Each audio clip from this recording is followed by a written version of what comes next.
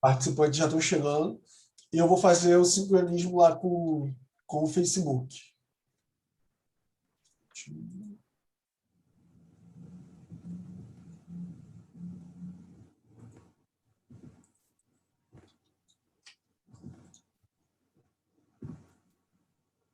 Tatiana, você pode desativar o seu vídeo, por favor?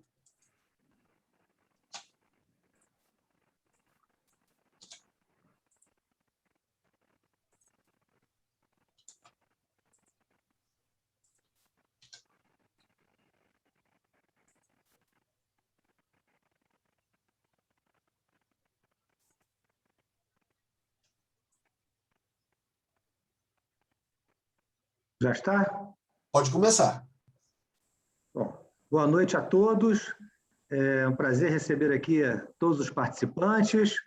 Boa noite também aos palestrantes, que daqui a pouco serão citados nominalmente. O nosso evento de hoje é um evento muito importante, porque trata de um assunto que é atual. Infelizmente, ele é sempre atual, porque ele até hoje não foi resolvido. Então, vai continuar sendo atual por um bom tempo, provavelmente. O título é Sistema Prisional Falido. Ainda é possível melhorá-lo?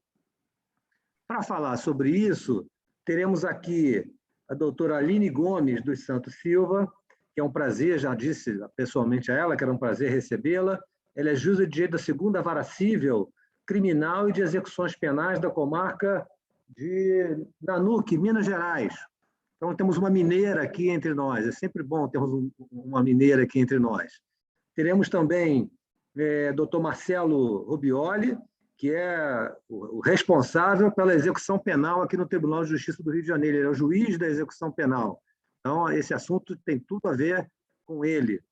Temos também a doutora Maíra Fernandes, que é advogada criminal, tem uma longa estrada voltada para toda essa questão de sistema penitenciário, já foi conselheira do sistema penitenciário, ela foi presidente do Conselho Penitenciário do Estado do Rio de Janeiro e tem vasta experiência com esse assunto. Também é um prazer tê-la aqui.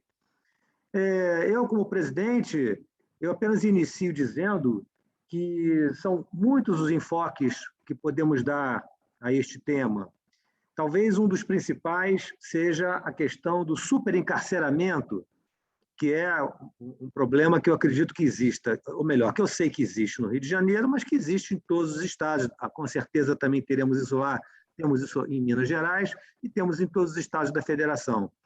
E essa questão do superencarceramento, ela acaba levando a outras questões que podem servir à nossa reflexão.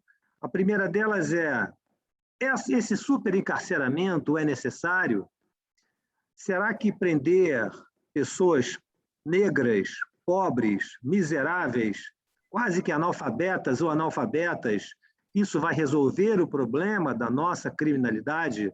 Porque todo mundo que vai num presídio só encontra esse tipo de pessoa, infelizmente.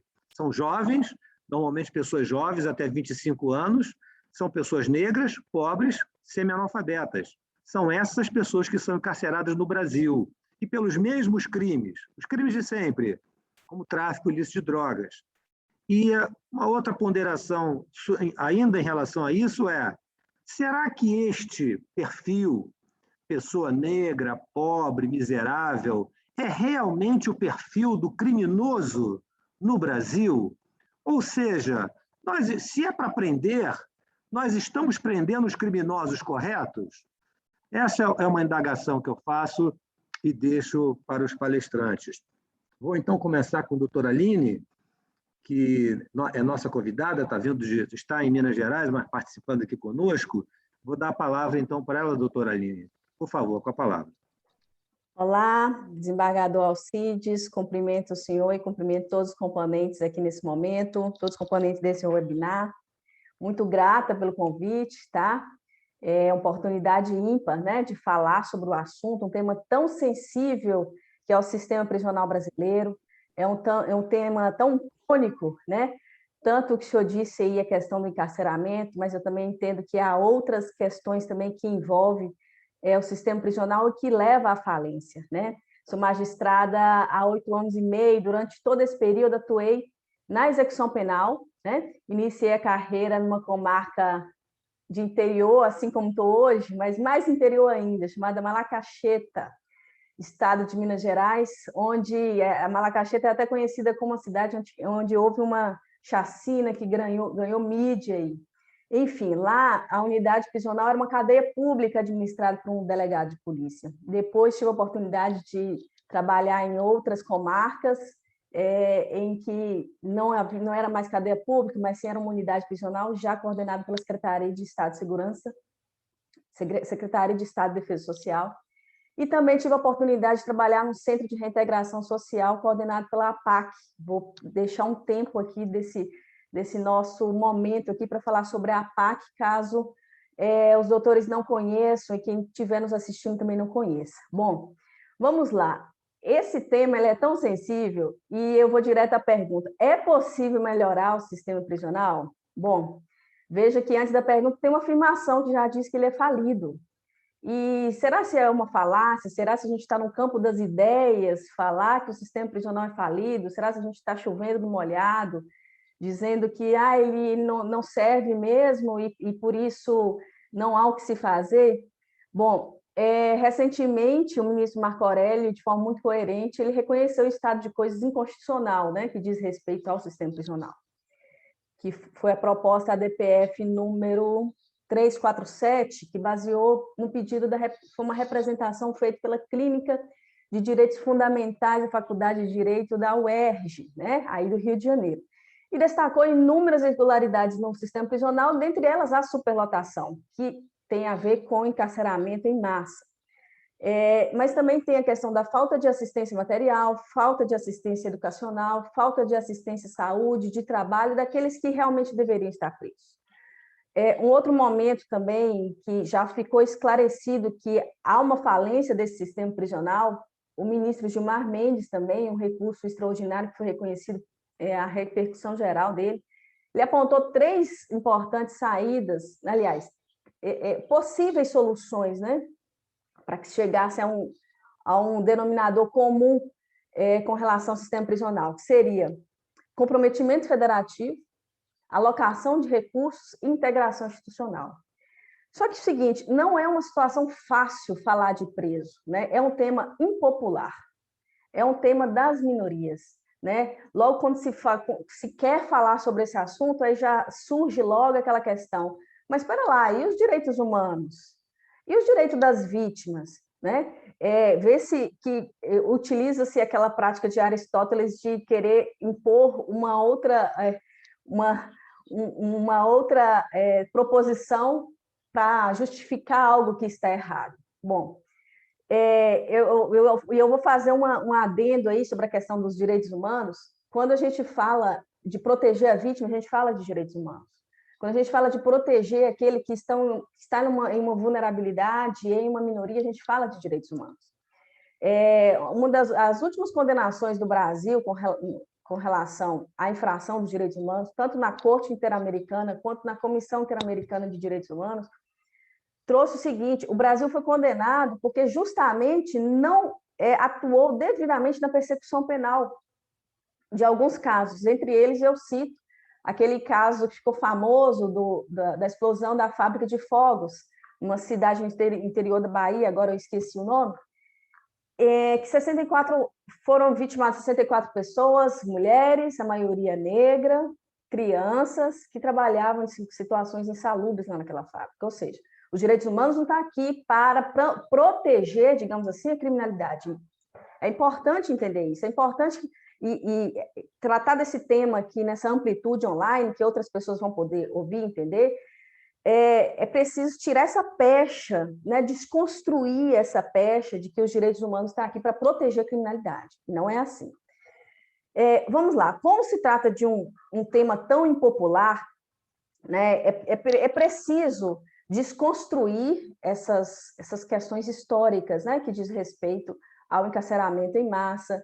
E eu entendo o seguinte, que infelizmente, eu não vejo muita saída para a melhoria do sistema prisional se ele continuar da forma como ele está. Por que eu digo isso? Recentemente, nós tivemos, vou dar 2 exemplos aqui. A PEC 347, ou 374, que ela se tornou a emenda constitucional número 104, ela alterou a carreira dos agentes penitenciários para policiais penais. Veja, eu nada contra os agentes penitenciários, eu atuo, né, hoje chamado policiais penais, eu acho que tem que se procurar melhoria na carreira mesmo. Mas espera lá, qual que é a situação? Por que se colocar os agentes penitenciários na estrutura de polícia? Eu vejo que é uma tentativa de militarizar o sistema e procurar somente dar segurança aos estabelecimentos prisionais, ao invés de cumprir o que a Lei de Execuções Penais prioriza. A Lei de Execuções Penais diz que a missão primeira da Lei de Execuções Penais é que incumbe a Lei de Execução Penal fazer cumprir de forma harmônica a sentença penal condenatória e procurar também o reingresso dele na sociedade. Mas isso não se preocupa. Não é isso, infelizmente, que eu tenho visto aí, né, com relação ao cumprimento da Lei de Execuções Penais. Com relação ao encarceramento em massa, o que eu tenho para dizer sobre isso também? Um outro problema crônico, e eu acho que não é só o problema de Minas Gerais, e deve ser um problema do país também. Nós temos defensoria pública que está desaparelhada. Nós temos, e por isso que aí chega essa pecha que o desembargador colocou, de que nós temos muitas pessoas pobres, a maioria negra, infelizmente, porque é uma vulnerabilidade, é uma minoria, que muitas vezes não tem acesso, condições financeiras para isso, para contratar bons advogados, contratar bancas de advogados, né?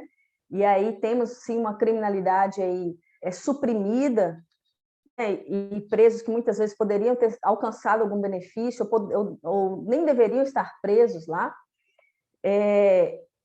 Nós temos a Defensoria Pública desaparelhada, como eu disse. Aqui em Minas Gerais tem 1.200 cargos para defensores públicos, mas somente 672, somente há 672 defensores públicos em atuação.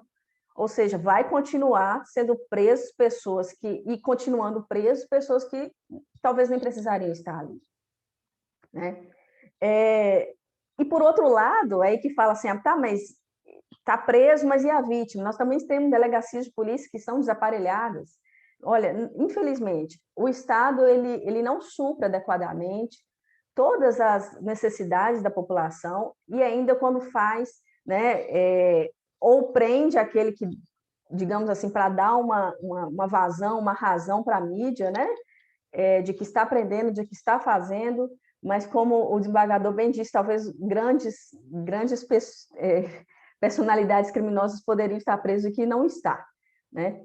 E qual seria a finalidade da pena, então, como previsto no Código Penal? Bom, o Código Penal ele adotou a teoria mista, né? Tem um caráter retributivo, tem um caráter preventivo, mas, infelizmente, o que a gente vê que muito se busca somente o caráter punitivo e que a gente tem que entender que, na realidade, se preocupar somente com a segurança e aí veio transformando a carreira de agente penitenciário para policial penal, que se preocupou exclusivamente com a segurança dos estabelecimentos, é assim que está na Constituição, descumpre completamente, eu entendo que essa emenda constitucional, ela é inconstitucional, descumpre completamente a missão da Lei de Execuções Penais, é algo que muito me intriga, sabe? É algo que me deixa sem compreender qual seria o verdadeiro mistério daqueles que estão lá cuidando da custódia dos presos, né? Veja-se que nós temos instalados aqui um problema drástico, que não só diz respeito à falta de defesa daqueles presos, né? Mas também à falta de cumprimento da missão constitucional de dar assistência devida. Aquele preso ele vai voltar à liberdade. O nosso país não permite pena de prisão perpétua, não há aqui, não há pena de prisão de banimento, né? Ele vai voltar. E aí, vai voltar como?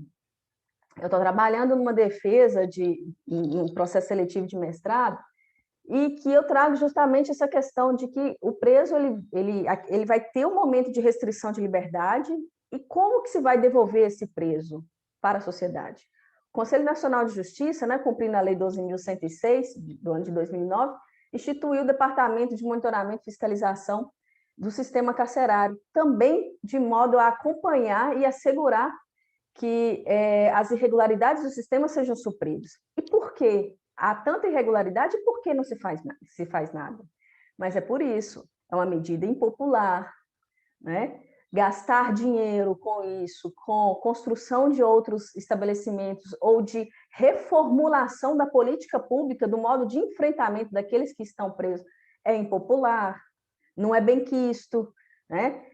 Na época em que a PEC, que transformou a carreira dos agentes penitenciários em policiais penais, estava ainda em aberto, ainda em discussão, o Instituto Brasileiro de Ciências Criminais ele publicou uma carta aberta e disse algo bem interessante. O trabalho do agente penitenciário é de atividade de justiça, não é de segurança pública. Né? O Conselho Federal de Psicologia também disse algo interessante. O sistema prisional possui atribuições diferentes das polícias. Não se pode ter uma militarização de quem está cumprindo pena ali, né? De quem está cuidando da custódia do preso. Então, assim, infelizmente, eu entendo que o caminho que se está seguindo é um caminho que não é o ideal, né? E, de fato, manter o sujeito encarcerado e ele sair ele podendo ser ali aliciado, né? Aliciado por grandes instituições do crime, por exemplo, ele sai aliciado. É um sujeito que não teve acesso à educação ou que teve acesso de forma restrita à educação. É um sujeito que está à margem da sociedade, daí, e por isso o nome, né, marginal da sociedade. E ele, naquele momento que ele foi restrito da liberdade, em que era obrigação do Estado custodiá-lo ali, e aí o que fez? Né? Eu vejo que há um hiato muito grande entre o que se prevê a Lei de Execuções Penais de 1984 e o caminho que está seguindo o Estado brasileiro. Eu acho que o caminho ele não está progredindo, ele está regredindo, assim, a meu ver, com todas as vênias aqui, para quem entende o contrário. Não se concebe prender o sujeito e liberá-lo de uma forma mais selvagem do que ele ali, digamos assim, do que ele poderia sair. Né? Ele está com a liberdade e outros direitos restritos, mas ele não está a dignidade dele não está restrita em razão do cumprimento de pena. Né? Em Minas Gerais, e aí eu trago um alento aí, algo que pode ser pensado, e eu creio muito nisso, não sei se o desembargador Alcides conhece, os demais componentes aqui conhecem, a APAC, né? Associação de Proteção e Assistência aos Condenados, é um modelo diferenciado de cumprimento de pena. Né? A APAC, a APAC surgiu nos idos de 1972 com uma finalidade exclusivamente religiosa no início, e depois houve a mudança disso. Hoje não tem nenhuma finalidade religiosa a APAC, muito pelo contrário, ela atua em cooperação com o sistema, com o Poder Judiciário e Poder Executivo, no cumprimento da pena, e está previsto não só no Brasil, mas também está expandindo internacionalmente. A APAC, segundo um dos últimos dados que foi publicado pelo Tribunal de Justiça de Minas Gerais, tem um índice de reincidência de 14,96%, enquanto no sistema convencional o índice está beirando 70%. Mas qual a diferença? Não sei se conhece. Na APAC, que é o Centro de Reintegração Social, e que eu tive a oportunidade de ser magistrada da execução penal lá, eu fazia audiências dentro da APAC sem necessariamente estar com alguma custódia, de alguma segurança. Os presos, eles são tratados com dignidade. Os presos, eles têm a chave da cela. E aí vem aquela questão, mas espera lá, então está se dando uma regalia? Não. Está tratando com dignidade, mostrando para ele, às vezes, algo que ele nunca conheceu durante toda a existência de vida, nunca teve acesso a uma cultura, a um tratamento educado, ao revés, pode ter tido acesso a um tratamento hostil, né? Durante muito tempo, inclusive no meio familiar. E lá na APAC, ele tem uma oportunidade de vivenciar como são as regras sociais, que pode ser que ele nem conheceu aquelas regras sociais. Recentemente, salvo engano, foi segunda-feira, eu fiz uma audiência de custódia e que, quando eu finalizei, eu senti o drama, de um Estado que ele não está funcionando, de que as coisas não estão funcionando. Veja, uma senhora, uma mulher, né, ela foi presa, e aí ela foi presa por estar espancando o filho, e tem algo bem cruel ali mesmo, né? Ela era uma jovem, 26 anos, e eu perguntando para ela se ela tinha outros filhos, ela disse que tem 3 filhos. O único filho que morava com ela era esse que foi vítima dela. Os outros filhos, ela não sabe onde está, ela deu para alguém, doou, segundo ela, foi a palavra que ela usou. Outro tem 11 meses de vida, ou seja, um bebê ainda, e que está institucionalizado. E o Estado resolveu o problema, prendeu ela, né? Apreendeu, ela está presa, encarcerada, e o filho que foi vítima dela está institucionalizado. Pronto. Para o Estado está resolvido o problema. Espera lá, e não é assim, né? Nós temos um problema crônico estrutural. Não há que se falar que seria uma questão, então nós vamos enveredar pelo caminho do assistencialismo. Não, nós vamos enveredar pelo caminho de que o Estado está aqui para garantir todas as questões que envolvem a dignidade da pessoa humana, desde educação e vários outros tipos de assistência, né? Assistência educacional, enfim. É um drama, é um drama. E voltando a falar sobre a APAC, essas diferenças de índice, né, de reincidência, na APAC, como eu disse, o preso ele tem a chave. Ele pode fugir, poderia abrir a unidade prisional, que é chamada de Centro de Reintegração Social, e todos de lá saírem, presos de alta periculosidade, latrocínio, tráfico de drogas muito cumulativo. E aí? Não faz. Mas no sistema prisional convencional, se ele tiver a primeira oportunidade, ele foge. E eu te falo, qual que é o sistema que vai dar certo? É o sistema prisional convencional? Ou você poderia dar uma voz de confiança, como já se tem dado aqui em Minas Gerais? Minas Gerais acaba que foi que é o estado que é precursor nas APACs, e tem a APAC modelo que se localiza lá em Itaúna, que é modelo internacionalmente conhecido, em que ele tem a chave da unidade prisional e ele não foge porque ele sabe que ele tem algo a cumprir ali ainda, que ele tem pena a ser cumprida e que ele se responsabiliza por aquilo. Então, o sistema prisional convencional, ele não ressocializa ninguém. Da forma como está, não. Da forma como está estabelecida, não tem condições. Na forma como continua se estabelecendo, que a militarização, a meu ver, da carreira daqueles que eram agentes penitenciários transformados em policiais penais, não. É um formato em que, na primeira oportunidade, o preso vai fugir. É um formato que, na primeira oportunidade, ele se sentiu injustiçado por estar ali, não ter tido acesso a uma defesa decente, uma defesa aguerrida, porque o Estado não proporcionou isso para ele também, né? E como eu disse aqui, não se está falando de um Estado assistencialista, está falando de um Estado que tem que cumprir o que está na Constituição, minimamente. Mas em uma PAC, por exemplo, onde ele está ali cumprindo a pena com todos os benefícios sendo analisados a tempo e modo, mas os rigores da lei de execução penal, e que ele tem a noção exata do crime que ele praticou, e que ele vai sair ali de forma mais humanizada.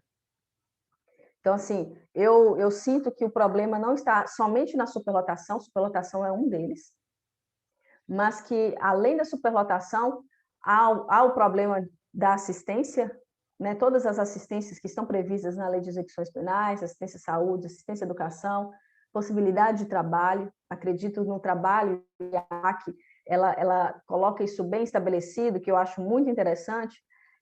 No sistema prisional convencional, a comida ela vem pronta para o reeducando, né? O interno. Na APAC, ele precisa fazer o próprio alimento, senão ele não come. Né? A APAC, enquanto um preso, ele custa, entre aspas, em média, para o estabelecimento em torno de R$ 1.200 a R$ 1.500, no sistema convencional, o valor é altíssimo. Segundo algumas pesquisas que eu fiz, chega até R$ 3.000, a depender do estado. No sistema da APAC, não se tem armas. No sistema convencional, se tem armas. E aí? qual que é a diferença de rigor? Eu, que já fui juíza na APAC, na comarca de Pedra Azul, uma comarca do interior de Minas Gerais também, onde, não sei se todos aqui conhecem, por ser de outro estado, saíram algumas personalidades conhecidas, o Saulo Laranjeira é um deles. Tive a oportunidade de trabalhar ao mesmo tempo nos dois sistemas, tanto no sistema convencional quanto no sistema apaquiano. A quantidade de faltas disciplinares que eu trabalhava no sistema convencional é muito superior à quantidade de faltas disciplinares que existiam na APAC. Porque na APAC eles aprendiam e eles mesmos era eleito um líder, mas não um líder eleito por posição criminal, digamos assim, tal como acontece no sistema convencional. O sistema convencional manda quem é o mais forte, manda aquele líder que está que integra uma organização criminosa de maior repercussão, digamos assim. Na APAC, não. É o líder que cumpre a disciplina, é o líder que tem um horário para acordar e que coordena todos os demais, né? Então, é ele que faz a análise primeira das faltas disciplinares que são praticadas. Então, se veja, nós temos dois sistemas, um sistema convencional, um sistema que aplica a metodologia apaquiana, e que nesses dois sistemas há uma diferença gritante de diferença. A principal frase, uma frase que ela é estampada em todas as APACs é: aqui entra o homem, o crime fica lá fora. Toda pessoa, ela pode chegar a um tempo de cometer algum crime, mas e aí? Ele vai ser tratado como criminoso ad eterno ou ele vai ter a oportunidade de uma ressocialização e vai voltar? Né? E também uma frase célebre daquele que pensou a APAC, que é o Mário Ottoboni, advogado criminalista que faleceu recentemente. Ele diz o seguinte, que o objetivo da APAC é matar o criminoso para libertar o homem. Se não for essa a finalidade da Lei de Execuções Penais, eu desconheço qual é a finalidade da Lei de Execuções Penais. A finalidade da Lei de Execuções Penais não é fazer a segurança dos estabelecimentos onde estão os custodiados. Não é isso que prevê a Lei de Execuções Penais. É proporcionar a harmônica reintegração social do preso à sociedade. Está previsto no artigo 1º. Então, assim, eu trouxe aqui algumas indagações e algumas interrogações, talvez, para demonstrar que não estamos progredindo, estamos regredindo, que não é militarizando o sistema prisional que se vai conseguir libertar o preso numa condição ideal para voltar a viver em sociedade, né? E mais uma vez, penso que essa pecha de que os direitos humanos está aqui para proteger o crime, para incrementar a criminalidade, ela deve ser desconstruída. As pessoas precisam ser melhor informadas sobre como é a atuação dos direitos humanos, como internacionalmente isso é visto, né? Eu entendo que é bem por aí. Eu tenho um livro de cabeceira que eu já li, já reli, e se eu puder indicar, eu indico novamente, se chama O Problema da Pena, é o Carnelucci, né, famoso jurista, e ele diz o seguinte: se o martírio da prisão, né, se aquele ardil ali da prisão, ele for provocar no preso um outro crime, então nós vamos agregar um crime ao outro. O Estado pratica um crime para minimizar o crime praticado por aquele sujeito. E eu entendo que é bem assim que o nosso sistema caminha, né? Praticando outros crimes, descumprindo a legislação, para que só assim tente ele falar assim, não, eu tirei ele da sociedade, ele está ali restrito, e é isso mesmo.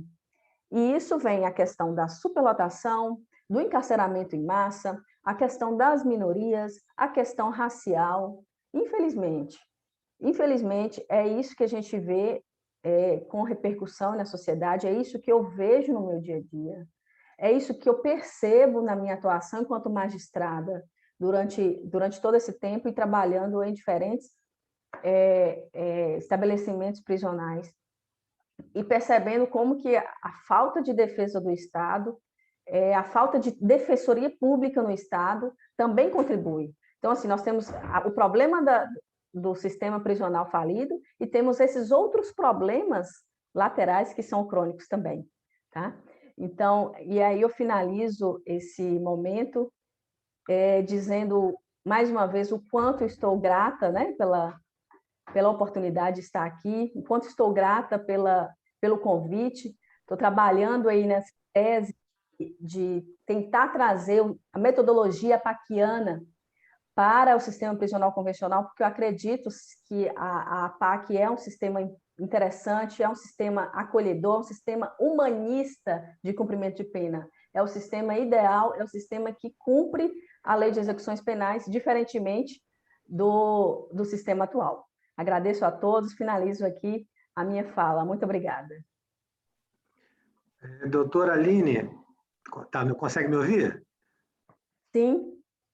Não estou conseguindo ligar a minha câmera, estou com algum problema aqui. Doutora Aline, eu achei muito interessante o que a senhora falou sobre esse sistema, a PAC, né? Agora, como é que se decide lá em Minas, como se decide aí em Minas quem vai para esse sistema e quem vai para o sistema prisional convencional? Aí no Rio de Janeiro não tem a PAC ainda, desembargador? Olha, que eu saiba não, o doutor Rubioli é que pode responder melhor sobre isso, mas eu desconheço que exista isso aqui no Rio. Pode ser que o errado seja eu. Olha, desembargador, é um sistema que é interessantíssimo. Como eu disse, eu já tive oportunidade tanto de trabalhar, né, como juíza da execução penal, quanto de visitar várias APACs distintas. É algo, eu digo, no sistema convencional, o preso ele tem um cheiro. Ele chegava, né, na sala de audiência, agora por videoconferência, né, a gente faz as audiências pelo sistema de videoconferência, mas antes ele chegava pálido e com cheiro de preso. E assim, uma pessoa dessa que está ali, ela restrito igual mesmo, me desculpe o termo que vou usar, mas tal como um animal, ele vai ser liberado como para o sistema, né, para a liberdade. Na PAC, não. Na PAC, ele não tem uniforme, na PAC, ele usa roupa comum, ele tem obrigações da hora que ele acorda até a hora que ele vai dormir. Ele tem horário para acordar, ele não fica com tempo livre, ele tem ocupação em toda parte do tempo e devolve para a sociedade em valores, às vezes, com trabalho, né? Tem oficinas de trabalho, enfim. Mas quem decide se vai para o PAC ou vai para o sistema comum? Nas comarcas em que há uma PAC estabelecida, existe uma comissão que é instituída pelo juiz da execução penal. Eu já tive a oportunidade de instituir uma comissão que é formada por assistente social, por advogado, por psicólogo, alguns técnicos que fazem a análise análise do preso, a análise dos requisitos, se ele quer, porque ele tem que querer, se ele tem um perfil para estar lá na PAC. Então, é uma comissão instituída pelo juiz da execução penal que decide, ele ouve vários presos, passa por vários técnicos e faz a análise ali daquele que tem um perfil para ir para a instituição. É uma prisão, mas é uma prisão diferente. É um centro de reintegração social. Entendi. Suas palavras são muito boas. E depois eu vou querer saber do Dr. Rubioli se existe isso aqui pelo Rio de Janeiro e o que ele pensa também sobre esse assunto. Mas eu notei alguns pontos que a senhora mencionou, e eu concordo em linhas gerais com tudo que a senhora disse, parabéns. Quando se diz, como a senhora mencionou, e vários já falaram que o sistema prisional é um estado de coisa inconstitucional, isso é muito bonitinho, mas isso adianta para quê? Qual é a eficácia disso? Para que isso serve? Isso vai adiantar para quê? Vai melhorar em que a vida do apenado? Em nada. O Supremo decreta que o sistema prisional é um estado de coisas inconstitucional e fica por isso mesmo. Então, quer dizer, de palavras, nós não precisamos mais delas, nós precisamos de ações, né? Ações efetivas para melhorar a vida do ser humano. É isso que me parece que falta, né? E acho também que existe uma questão ideológica por trás disso, porque muitos efetivamente acham que o lugar dessas pessoas é na penitenciária, não importa como. É no sistema prisional, não importa como. Porque há muitos que pensam o seguinte: não, mas e o sujeito que pratica um homicídio? E o sujeito que... E a vítima? Ninguém pensa na vítima. Quer dizer, se esquece que nós estamos falando aqui de mais de 500 mil pessoas, se Que esquece vão que nós voltar para a estamos... sociedade. Sim, que vão retornar para a sociedade muito piores do que quando chegaram, do que quando saíram, né? E se esquece que nós estamos falando aqui de princípios constitucionais que deveriam ser aplicados. Outro dia, por exemplo, eu fui saudar uma decisão da 5ª turma do STJ, a senhora talvez tenha ficado a par dela, em que se decidiu lá de forma unânime que um determinado apenado que tinha cumprido a sua pena em condições absolutamente humilhantes, que ele teria o cumprimento da pena dele considerado como cumprimento em dobro, né? Uma decisão que me parece certíssima, o princípio da fraternidade, o princípio da dignidade da pessoa humana. Pois muito bem, quando eu postei isso, eu recebi como resposta de uma juíza a seguinte indagação: ah, mas os juízes criminais vão ficar sem ter o que fazer aqui no Rio de Janeiro. A senhora veja bem. E eu respondi: não, querida, não se preocupe. Prender negros, pobres e miseráveis é um dos principais esportes que temos aqui no Brasil.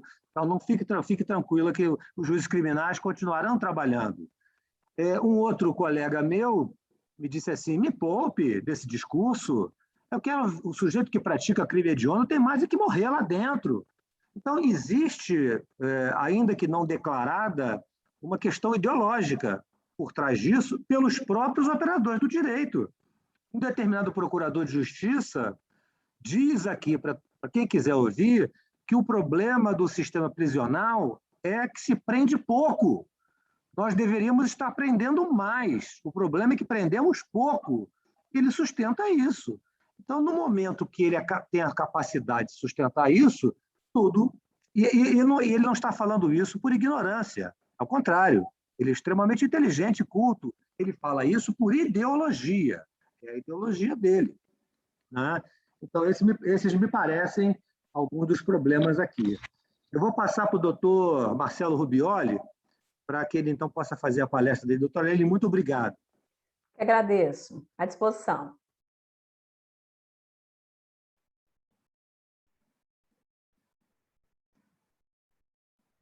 Doutor Marcelo, por favor, com a palavra. Cid, boa noite. O senhor me ouve? Todos me ouvem? Sim. Cid, muito obrigado pela honra de participar desse pequeno colóquio. Desembargador Luciano Barreto, também é um prazer compor a mesa com o senhor. Doutora Maíra, doutora Aline. É uma pena que o doutor Rafael não possa ter participado desse encontro, uma vez que o doutor Rafael talvez seja um dos maiores conhecedores do sistema prisional, junto com o doutor Bruno Rudieri e a doutora Juliana Benevides, esses, sim, especialistas na matéria. Queria saudar a Vossa Excelência. No primeiro momento, externando e amalgamando a essa saudação à desembargadora Gáulia, com a percepção que tenho que a EMERGE volta a se alinhar a um eixo que antigamente era comum, né, de ouvir também o que o próprio Tribunal de Justiça pensa sobre as matérias, né? O desembargador Carpena sempre dizia que a EMERGE é a casa do juiz, né? Sua Excelência tinha parcial razão, a EMERGE é a casa do juiz, mas também é a casa do povo, é a casa da população. É um local que tem que ser plural e universalizado. E para essa pluralidade e essa universalidade, é importante que todos tenham voz, não somente uma linha, um eixo. E, mais do que isso, é importante que o juiz, que no final do objeto da EMERGE é o destinatário do aperfeiçoamento, também seja dado a oportunidade de manifestar suas percepções, suas convicções, suas dúvidas e suas agruras, né? Então, nesse particular, eu saúdo Vossa Excelência, a diretora-geral. Acho que não falo por mim, mas falo em relação ao doutor Rafael. O Tribunal de Justiça tem muito a contribuir com a questão carcerária. tem muito a mostrar ante a preocupação face aos problemas do sistema carcerário. E realmente é uma pena que Sua Excelência não possa estar presente, e com certeza iria abrilhantar muito mais e tornar muito mais profunda a discussão. Mas fica aqui o registro, espero que isso seja uma tendência. O Tribunal de Justiça, não falo por mim, que eu sou o mais humilde dos magistrados, sempre fui, mas o Tribunal de Justiça tem quadros extremamente capacitados e que tornam qualquer debate de uma profundidade ímpar. Nesse particular, é importante, como a doutora Aline começou, nos atermos ao título, né? Sistema prisional falido. Sim, em parte sim. Mas o que é o sistema prisional? É só a prisão? É só o policial penal, que a doutora Aline ressaltou, em uma pequena indignidade quanto à modificação da carreira de externo, que o motivo não foi militarizar, o motivo foi resgatar aquela carreira que aqui, pelo menos no Rio de Janeiro, é altamente desvalorizada, desqualificada, desprezada, esquecida e marginalizada, talvez não tanto quanto, mas bem parecida com a população que toma conta. O sistema prisional é só isso? É o tempo pequeno, mas na conceituação de povo, né? Um pequeno tempo que o cidadão vai passar encarcerado, é só isso o sistema prisional? Me parece que não.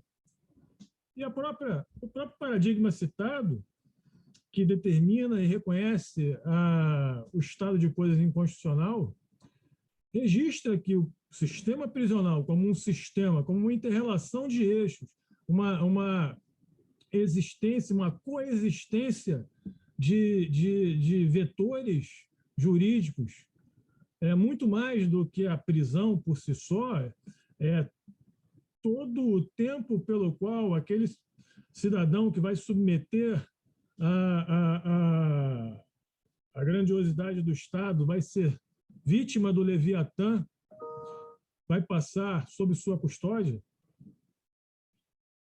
Então, eu não vejo uma falência tão grande e tão astronômica como se fala. É verdade, parte do sistema está corrompido, parte do sistema está em frangalhos. Mas o sistema prisional é muito mais do que isso, né? O sistema prisional começa quando o cidadão é preso, independentemente de justo ou injusto, e a ele é oportunizado a fiança. Pois ele não recolhido a fiança ou não sendo o caso de fiança, ele é submetido à audiência de custódia, uma determinação do aresto de coisas inconstitucionais. O Tribunal de Justiça tem um modelo de custódia que é ímpar no país, só existe aqui, onde ao invés do preso ser levado ao juiz, o juiz vai ao preso. Melhor, o juiz já está onde o preso vai ficar. Mantida a sua prisão, e em breve, na própria audiência de custódia, vai ser oportunizado ao preso o acordo de não persecução penal, homologado ali pelo juiz naquele mesmo momento. Mantido preso, o processo já digital, já eletrônico, é submetido ao juiz natural, que avalia a regularidade da sua prisão, né? E aí já o cidadão acautelado numa casa de custódia. E o senhor, com certeza, o desembargador Luciano, com certeza também, a doutora Maíra, que é aqui do Rio, sabem que até esse momento, ao contrário talvez que em Minas Gerais, a Defensoria já se manifestou, não uma, mas várias vezes, né? Não só em primeiro grau, como em segundo grau. Não só com pedido de revogação de liberdade, como vários habeas corpus. Isso é comum aqui na praxis judiciária. Então, me parece que a ausência de defensoria pública não é um mote, não é um motor determinante para o problema que nós temos. Assim, já de antemão, eu peço desculpas, eu fui forjado no pragmatismo, né? O dogmatismo, às vezes, nos como Vossa Excelência mesmo disse, pela nossa ideologia, às vezes nos leva a conclusões equivocadas, né? Então, eu prezo por analisar um problema sempre de forma pragmática e o mais objetivo possível.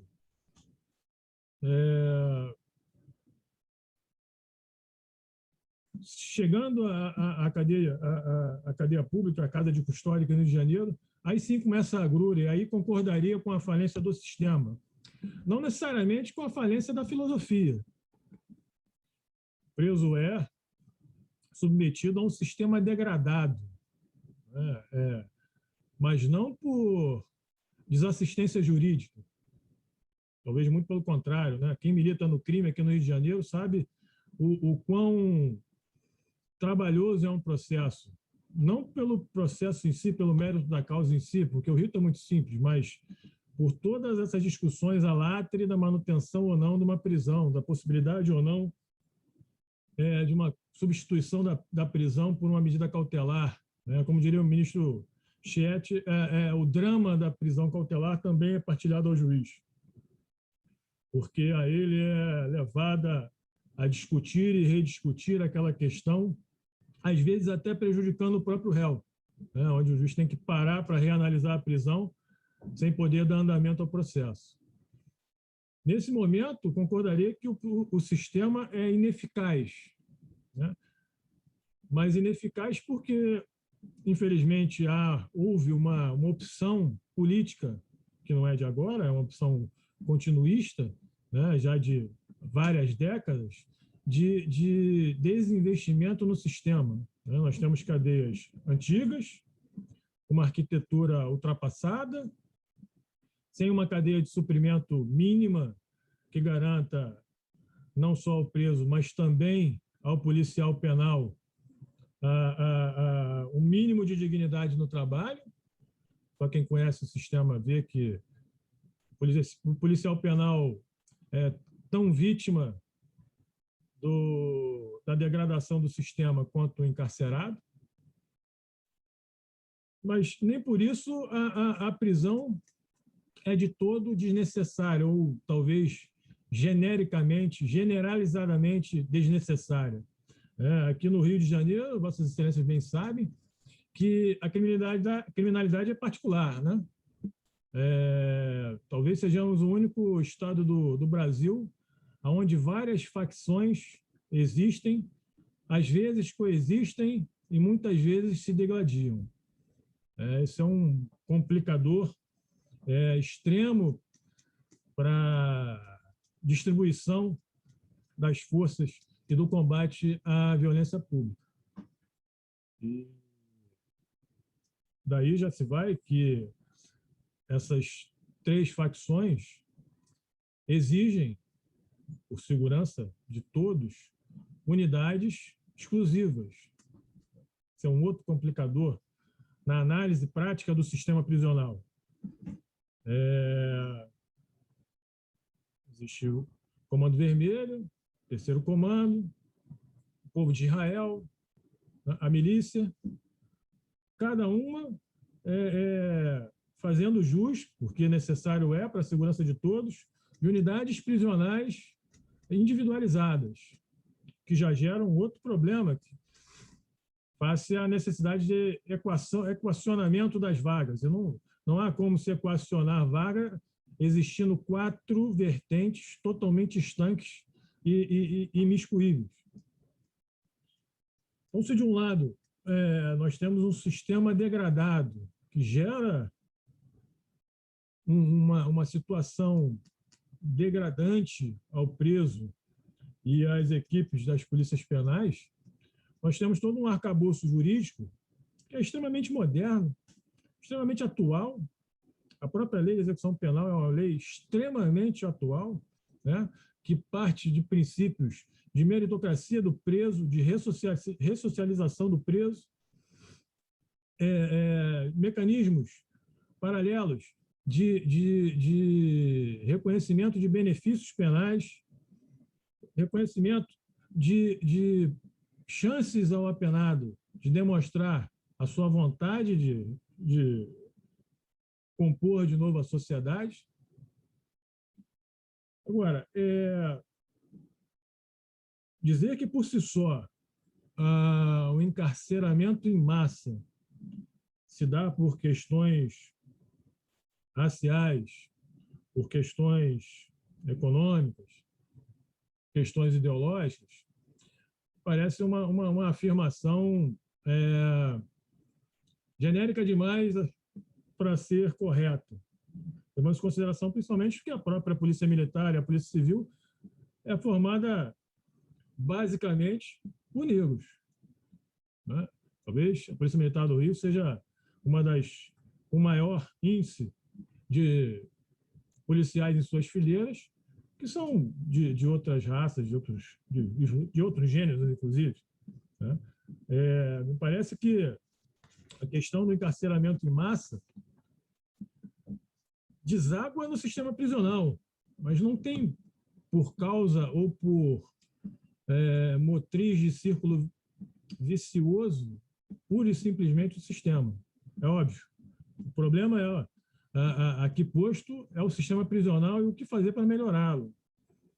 Será que desencarcerar pura e simplesmente, não que não haja necessidade de desencarceramento, desencarcerar pura e simplesmente vai resolver o problema? Ou será que nós só vamos fazer como Pôncio e lavar as mãos? Colocar alguém que tenha cometido um crime pura e simplesmente na rua não é jogá-lo aos leões tanto quanto mantê-lo? Me parece que sim, né? Por isso que tão somente abolir o sistema carcerário me parece uma solução muito mais simplista do que a complexidade da questão impõe.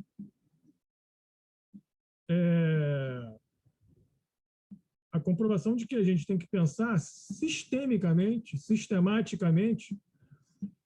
não expungindo da equação tudo que influencia o preso antes mesmo dele ser preso, ou antes mesmo dele ser solto.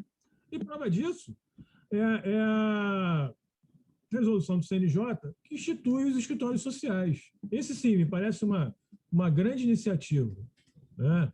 A configuração, a determinação, a conceituação de um pré-egresso e de um egresso, esses, sim, que têm que ser apoiados, preparados para voltar ao convívio, talvez esse, sim, seja um caminho.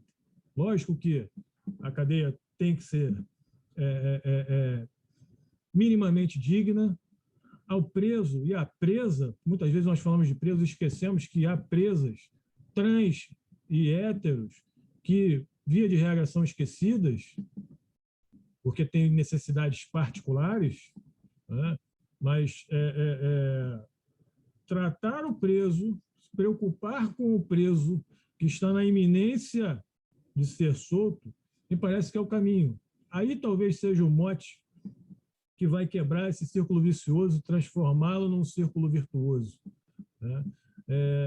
Infelizmente, eu acho que é da natureza humana que nós somente temos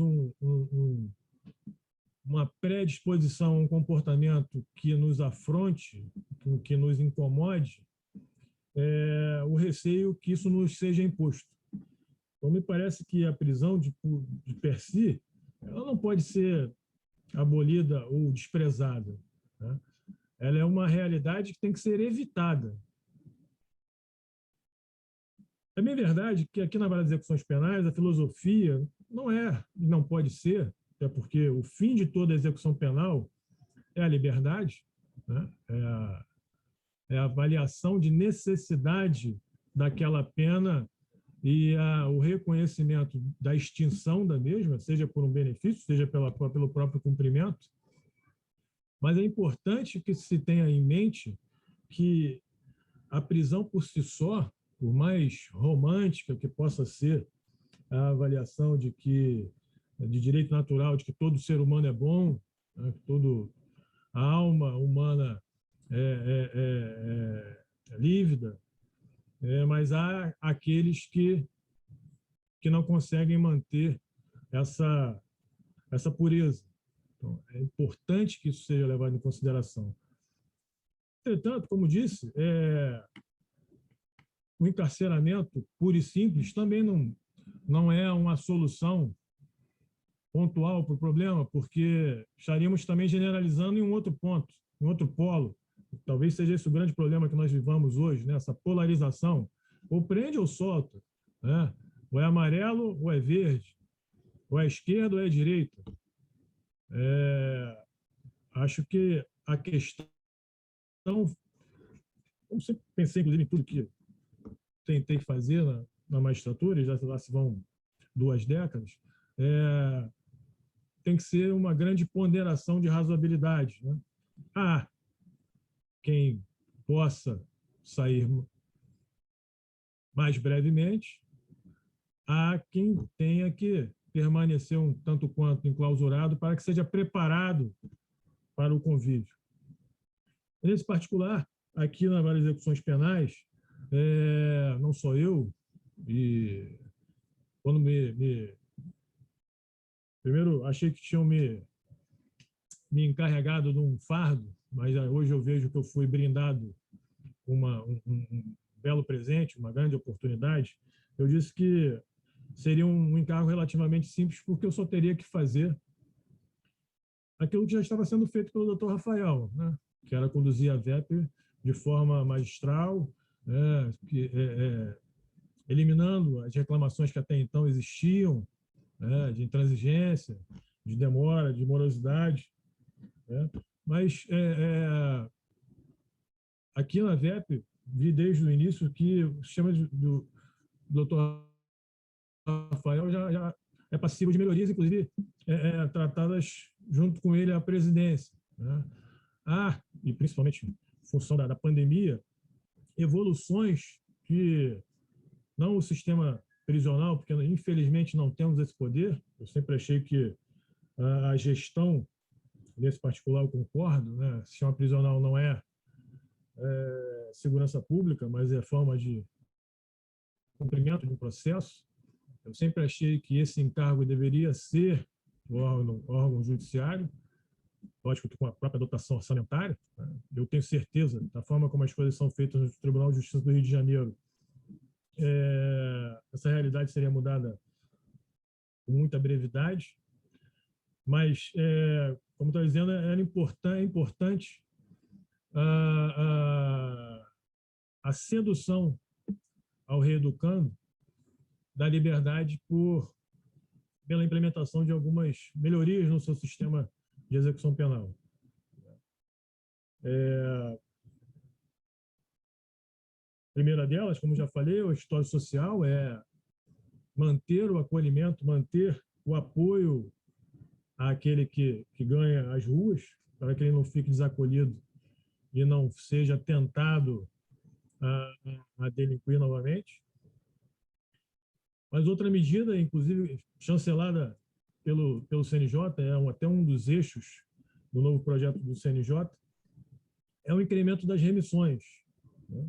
Muito se fala, em função de um julgamento do STJ, da remissão ficta.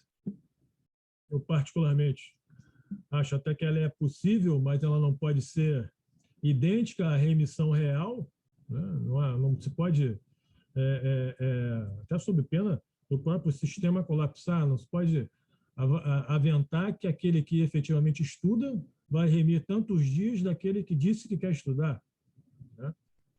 Não me parece isonômico, não me parece justo, não me parece equânime. Mas a ideia é incentivar a remissão pelo estudo, pelo esporte, pelo trabalho. Já há projetos sendo diagramados nesse sentido.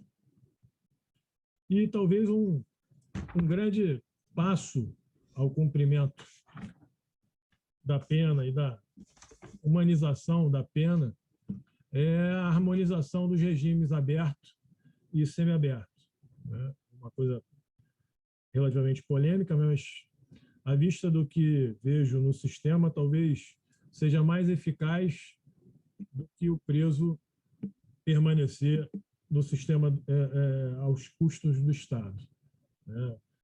O secretário de Administração Penitenciária garantiu que já celebrou um novo contrato de monitoramento eletrônico e nós estamos em estudos para que o preso no regime aberto, ao invés de ser obrigado a dormir na unidade, a ele seja oportunizado a prisão albergue domiciliar, desde que monitorada, né? E o mesmo acontecendo com o preso do regime semiaberto, que já tenha trabalho extramuros. Na verdade, é estratificar o pragmatismo que eu tento dar à vara, né? O preso do regime aberto, ele já fica na rua o dia inteiro, ele só vem dormir. O preso com trabalho extramuros também, né? Só fica na unidade fim de semana e feriados. Não me parece razoável que a ele não se possa dar, desde que haja controle, desde que haja um monitoramento e uma fiscalização, a oportunidade de avançar, andar mais um degrau na direção da composição plena da sociedade. O que nós estamos discutindo hoje é se esse sistema pode ser aplicado àqueles que estão em gozo da visita periódica ao lar. A princípio, eu acho que é possível, mas isso caso a caso, depende muito da condição subjetiva do preso, da avaliação de cada preso. No mais, talvez em contraponto à fala anterior, eu acho que o sistema está em vias de falir, poderia dizer assim, mas muito há a se fazer e muita vontade há que ele não venha a colapsar. É óbvio que decisões judiciais, leis, vontade do Poder Judiciário, por si só, não vão resolver o problema, né?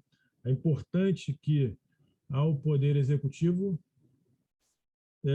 seja instado a cumprir com sua responsabilidade. É para isso que ele existe. Mas, enquanto isso não ocorre, o Judiciário, como sempre, principalmente o Judiciário do Rio de Janeiro,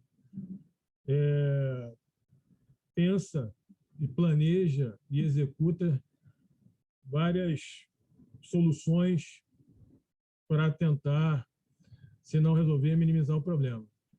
Então, encerro minha fala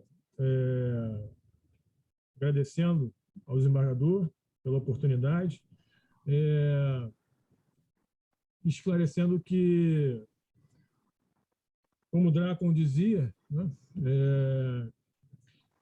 todo crime merece muito mais do que a prisão, mas eu só tenho a prisão. Então, não sei se é o caminho aboli-la. Talvez o caminho seja racionalizá-la. Muito obrigado. Doutor Marcelo Robioli, muito obrigado por sua excelente palestra. Eu espero que o senhor volte aqui ao nosso fórum em outras oportunidades para que possamos debater e falar de outros assuntos. Mas eu vou me permitir apenas mencionar 2 aspectos que foram tratados na sua palestra e dos quais eu discordo com todo respeito, evidentemente.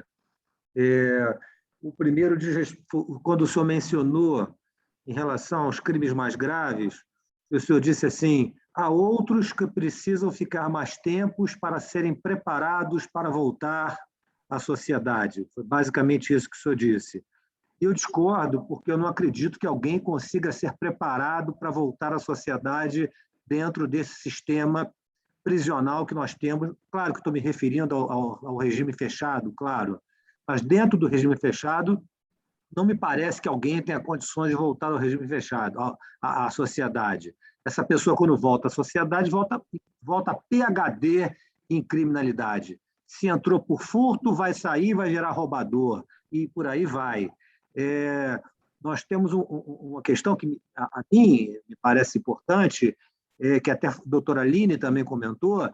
Nós não temos função retributiva da pena no Brasil, nós não temos muito menos função preventiva da pena, como diz a LEP. A única função da pena é punir, é colocar na prisão aqueles que não se adequam ao cárcere, aqueles que não se adequam à fábrica, naquelas velhas definições da criminologia. Mas eu acho também que nós não podemos esquecer, doutor Robioli, e aí o senhor fala sobre a questão que o senhor não acha tão importante o fato do preso ser negro, ou que ele esteja no presídio porque ele é negro, porque ele é pobre, etc. E eu só gostaria de lembrar ao senhor o problema da seletividade, que é muito grande no nosso país. Né? Quem são as pessoas que são presas no Brasil e por que crimes essas pessoas são presas? Então, no meu modo de ver, existe sim uma seletividade no tocante à pessoa que é presa, porque o negro é muito mais vulnerável do que nós dois, e isso qualquer negro vai concordar, more ele na comunidade ou more ele na zona sul do Rio de Janeiro, ele é sempre mais vulnerável. Basta ver a questão da bicicleta. A polícia prendeu rapidamente o responsável pelo furto da bicicleta. No entanto, as 3 crianças de Belford Roxo continuam desaparecidas desde dezembro. Será que se essas crianças morassem aqui no Leblon, elas ainda estariam desaparecidas? E vamos pensar também, por exemplo, no tráfico de drogas. Quais são as pessoas que são presas pelo tráfico de drogas no Brasil, particularmente no Rio de Janeiro? Só os pés de chinelo que moram na favela, que moram nas comunidades. Onde estão os grandes traficantes? Aqueles que realmente intermediam e levam a droga para as favelas. Onde eles se encontram? Eles não se encontram nos presídios, como nunca se encontraram. Então, esse é o tipo do crime que efetivamente mais leva negro e pobre para a favela, para a prisão.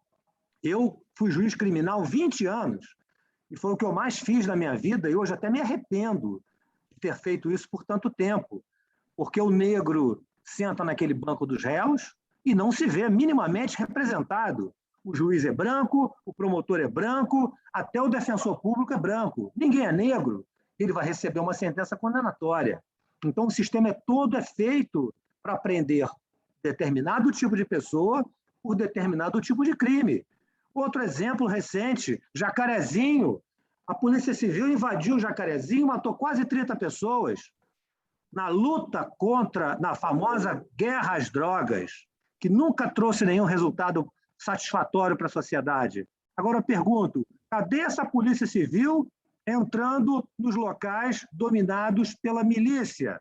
Nos territórios dominados pela milícia, a Polícia Civil não entra, não troca tiro com o miliciano. Como diz um amigo meu, o professor Zé Cláudio, polícia não troca tiro com polícia, palavras dele.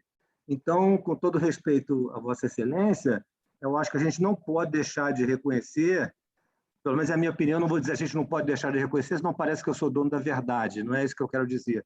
Mas eu entendo que nós temos uma questão séria de seletividade no Brasil, né? E que anda muito próxima do racismo. E essas duas questões é que acabam conduzindo a que determinado tipo de pessoa vá com mais frequência para o cárcere. É apenas a minha opinião, claro. Né? Desembargador, o senhor disse exatamente mais ou menos o que eu estava dizendo. O problema é social, o problema não é racial. O senhor mesmo disse pobre, concordo. Com o pobre eu concordo. E por que só prendemos? Porque, infelizmente, o viés no Poder Executivo é combater esse tipo de gente, concordo. Mas vou concordar em discordar que atualmente não tem sido só isso. Né? Hoje mesmo tivemos uma operação com 40 prisões de milicianos, supostos milicianos envolvidos com a máfia de cigarro, aonde fui eu que decretei, não me recordo de ter nenhum negro.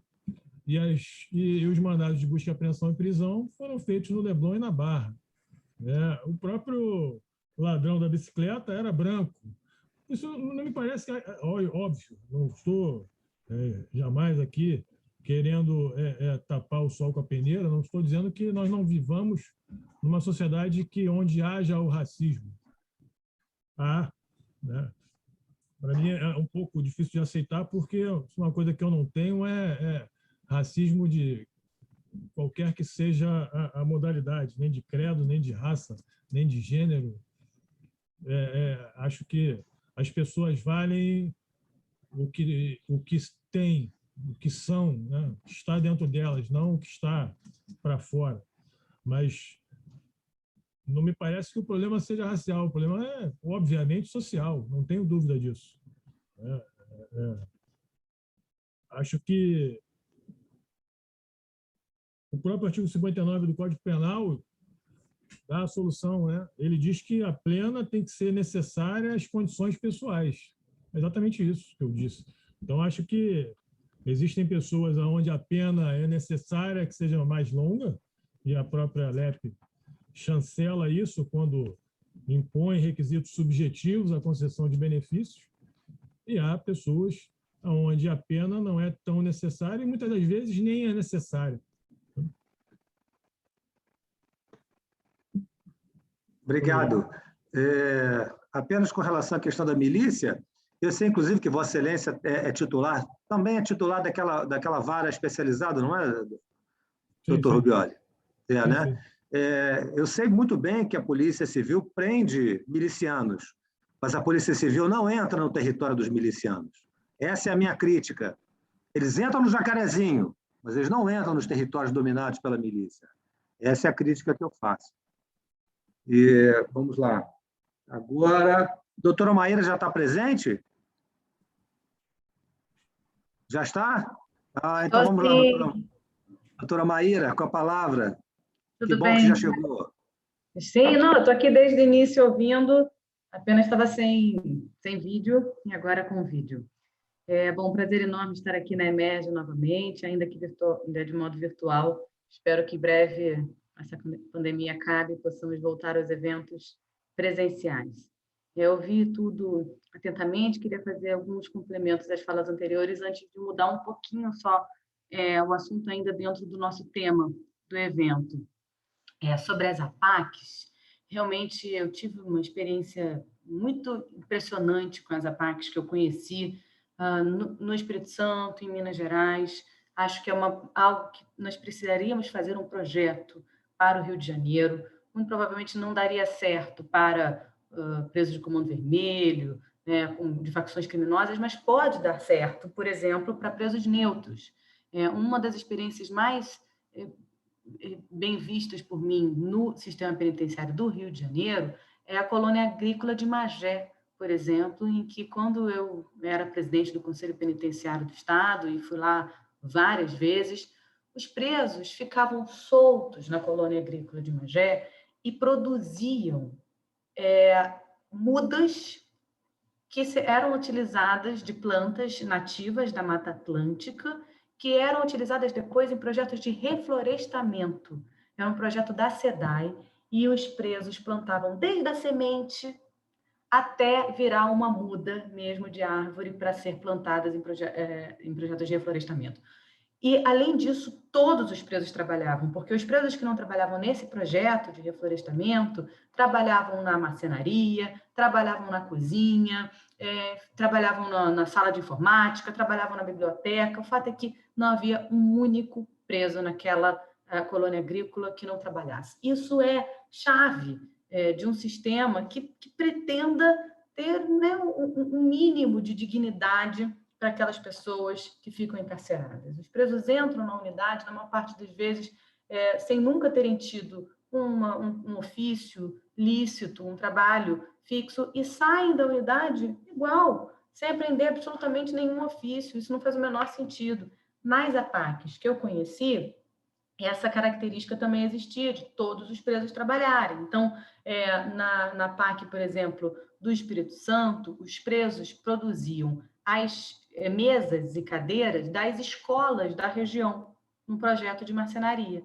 Eles produziam os pães que eram fornecidos nessas escolas, além dos pães também que eles próprios consumiam. Tem uma infinidade de coisas que é possível fazer em termos de trabalho e de educação e que, infelizmente, nós não vemos no nosso sistema penitenciário de modo geral. O Rio de Janeiro já foi referência em vários projetos bacanas. Nós tínhamos um projeto, por exemplo, de produção de tijolo ecológico no complexo penitenciário de Bangu, que já foi premiado. Infelizmente, vários desses projetos se perdem. é absolutamente fundamental que a gente pense realmente a questão do trabalho e do estudo no ambiente prisional, e especialmente de funções que o preso possa exercer do lado de fora da prisão. Não adianta o preso ficar costurando bola, com todo respeito, porque ele não vai arranjar um emprego depois de costurar bola, né? Ele precisa ter algum ofício dentro do cárcere, para não ficar naquela ociosidade absoluta, mas que seja algo útil que ele possa fazer depois de conseguir a sua liberdade. Eu trago ainda o debate para um ponto importante. Aqui já se falou da DPF 347, né, sobre o estado de coisas inconstitucional. Um dos pontos que eu considero mais importante dessa DPF 347 é o que fala da necessidade de fundamentação das decisões judiciais que não aplicam medidas alternativas à prisão. A Lei 12.403 de 2011 já completou 10 anos, né? A lei que instituía as medidas alternativas à prisão, as medidas cautelares. Eu me lembro que quando essa lei foi aprovada em 2011, o Ministério Público se insurgiu muito contra ela, dizendo que ninguém mais seria preso, que agora todo mundo ia receber medidas cautelares, e nós não vimos isso acontecer. Tá? Até hoje, nós não conseguimos aplicar o 319 do CPP e adotar em larga escala as medidas cautelares alternativas à prisão. A prisão hoje ainda permanece como regra e não como exceção. E os juízes, de modo geral, não seguem esse dever de fundamentação que toda decisão judicial deve ter, claro, na hora de não aplicar, né, uma medida alternativa à prisão, né, porque na lógica aí de que a prisão acaba sendo regra. Então, mudar essa lógica é absolutamente fundamental, e esse considero um dos pontos mais importantes daquela decisão. Daquele caso, né, daquela petição da 347, que ainda não terminou o seu julgamento, já foi concedida uma liminar muito importante, que reconheceu, de fato, esse estado de coisa inconstitucional, mas houve um pedido de vista e o julgamento ainda está suspenso. Uma outra coisa que eu acho muito importante é nós pensarmos o próprio cumprimento de súmulas vinculantes que tratam de medidas desencarceradoras e que também não são cumpridas. Eu trago essas questões, a questão da motivação da decisão, a questão do cumprimento de súmula, de vários habeas corpus coletivos também, que já foram concedidos pelo Supremo Tribunal Federal, porque enquanto nós não falarmos de medidas desencarceradoras dessa forma, nós não conseguiremos falar de melhoria de um sistema penitenciário. O nosso sistema penitenciário brasileiro está completamente superlotado. E dessa superlotação decorrem todos os problemas. Da superlotação, aumenta a violência. Da superlotação, aumentam os problemas de saúde, de doença, que o sistema não é capaz de atender a todos os presos e dar medicamentos e atenção à saúde, etc. Da superlotação, aumentam os problemas respiratórios e uma quantidade enorme de pessoas. Nós tínhamos referência também no Rio de Janeiro, por exemplo, para o tratamento de tuberculose, de HIV e de várias outras doenças. Infelizmente, nós mudamos muito esse cenário nos últimos anos. Houve um aumento muito grande de casos de tuberculose, porque, claro, uma unidade superlotada, com pouca ventilação de ar, vira uma espécie de uma estufa para problemas respiratórios, como a tuberculose e, claro, agora, Covid. Da superlotação decorrem um aumento das faltas disciplinares, que também, por sua vez, impedem uma série de benefícios, e aí o preso fica lá dentro mais tempo ainda, e aí não sai, fica num ciclo vicioso. Da superlotação carcerária, aumentam os casos de violência entre presos e com agentes penitenciários, e coloca os próprios agentes penitenciários numa situação de absoluto risco, de absoluta vulnerabilidade, porque há agentes de menos para presos de mais. Enquanto nós não conseguirmos diminuir essa superlotação carcerária, nós realmente não conseguiremos mudar de modo algum a situação real do sistema penitenciário. E como é que se diminui essa superlotação carcerária? Bom, primeiro, aplicando os benefícios que já estão previstos em lei, né? Aplicando súmulas que já estão pacificadas pelos nossos tribunais superiores, aplicando decisões favoráveis em habeas corpus coletivos, como o habeas corpus das mulheres. Eu vou dedicar um tempo da minha fala para isso. Uma das súmulas, por exemplo, que é constantemente não respeitada, é a súmula 56 do STF, né, que fala dos parâmetros fixados no recurso extraordinário 641/320, sobre a questão dos presos não poderem ficar em unidades quando ele tem direito a ficar numa determinada unidade, por exemplo, de regime aberto, não ficar na de semiaberto ou na de fechado.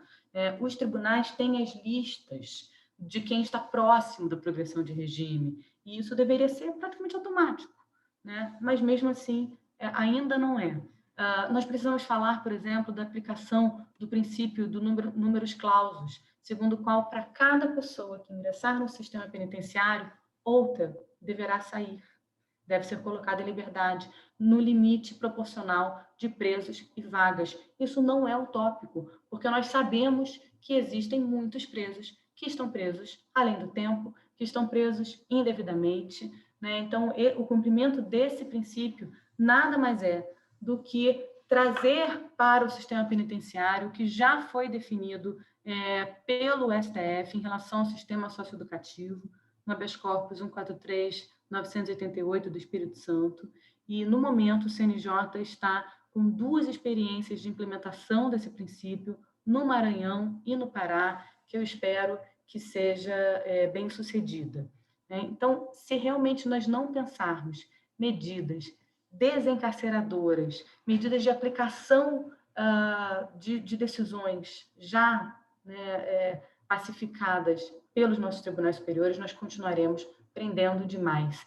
Prende-se muito e prende-se mal no Brasil, né? Prende-se pessoas que não precisariam estar presas, prende-se primários, sem antecedentes, acusados por crimes bobos, que mereceriam penas alternativas à prisão. Nós temos monitoramento eletrônico, proibição de sair do Estado, necessidade de comparecimento ao juízo, prisão domiciliar, uma série de alternativas. A prisão deveria ser a exceção, o último caso, para os crimes mais graves.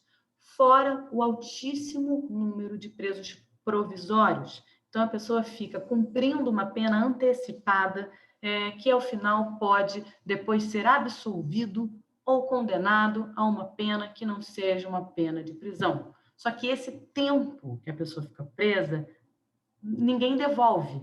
É absolutamente impossível voltar atrás e devolver à pessoa o tempo que ela ficou presa.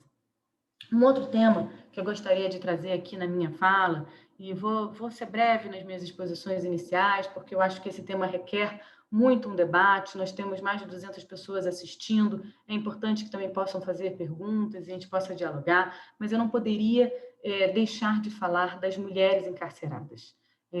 Nós temos uma realidade que mostra que, se a prisão é cruel para os homens, ela é ainda mais cruel para as mulheres. As mulheres ficam no que eu costumo chamar de cemitérios de mulheres vivas, porque elas ficam abandonadas à própria sorte.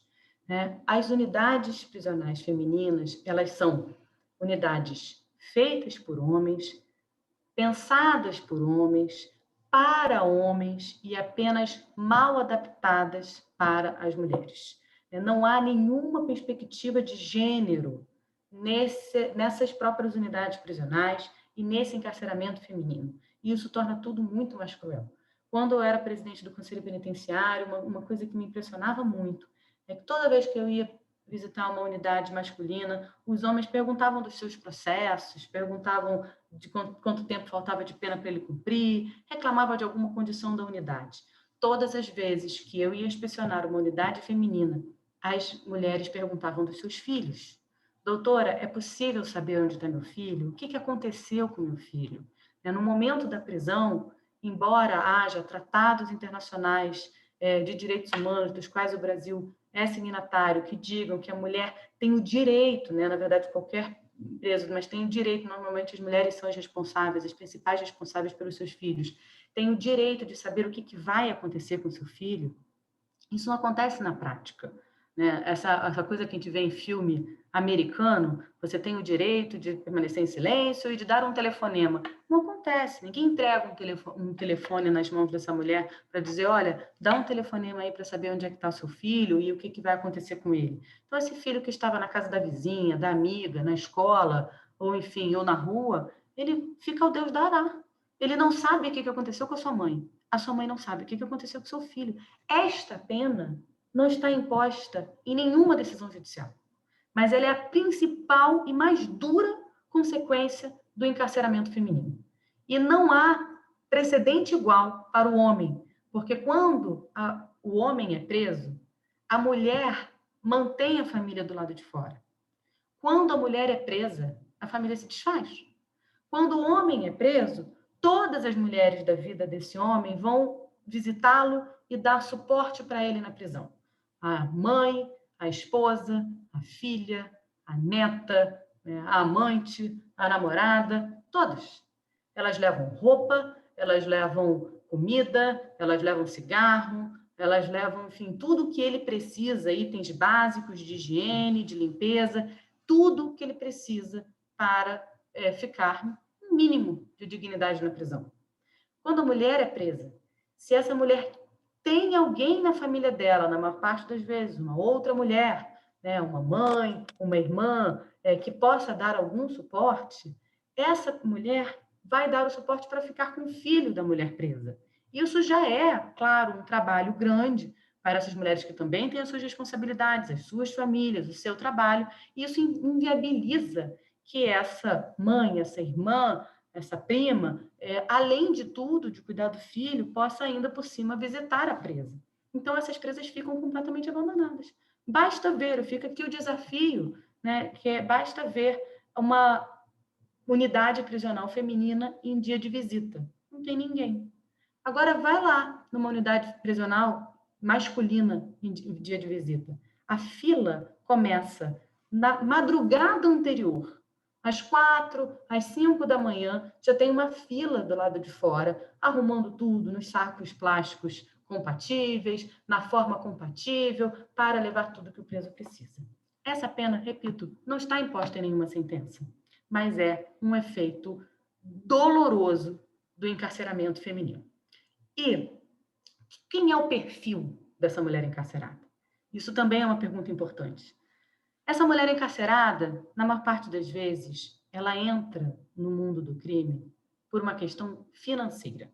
Quando eu comecei a pesquisar esse tema, ainda como conselheira, né, como presidente do Conselho Penitenciário, eu achava que a mulher encarcerada ela entrava no mundo do crime por amor, por alguma paixão, né, por algum preso, se envolvia no crime por ele. Isso até acontece, né? Tanto é que existem as que tentam levar drogas no presídio, mas não é a regra. Na maior parte das vezes, essas mulheres elas são responsáveis pelo sustento dos seus filhos. Elas são responsáveis financeiramente por eles, total ou parcialmente, né? Mas na maior parte das vezes é delas a maior responsabilidade. E às vezes elas têm até emprego lícito, algum emprego, mas por uma necessidade financeira, para sustentar os seus filhos, acabam recorrendo ao que mais a convida para a prática criminosa, que é o tráfico de drogas. Observe que o tráfico, ele nada mais é do que um negócio, né? Uma compra e venda que ela pode fazer até dentro da sua casa. Ela pode estar grávida, ela pode estar com todos os seus filhos ao redor e fazer na casa dela um ponto de venda de drogas. Ou ela pode levar a droga de um lugar para o outro. É um crime, portanto, sem violência e sem grave ameaça.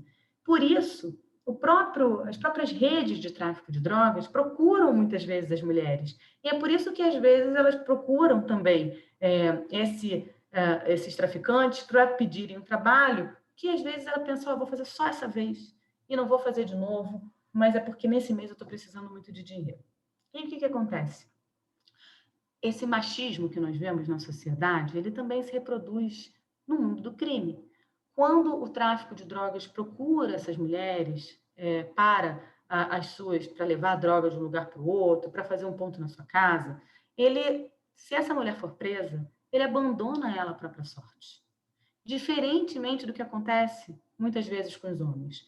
Muitos homens são protegidos pelo tráfico no momento da prisão, conseguindo, né, ajuda jurídica, designando advogado, ou mesmo depois de presos, para receberem o suporte dentro da prisão. Quando a mulher é presa, ela é abandonada pelo tráfico. Ela é largada lá, à própria sorte. Descartável, portanto, numa situação de vulnerabilidade ainda maior. Porque esse machismo que existe no mercado de trabalho lícito também existe no mercado de trabalho ilícito.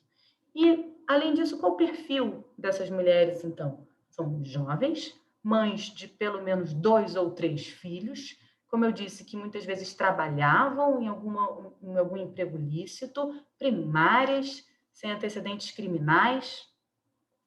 E, claro, como já dito aqui pelo Alcides, a questão racial é sim muito forte. A enorme maioria negras e pardas e com baixa escolaridade.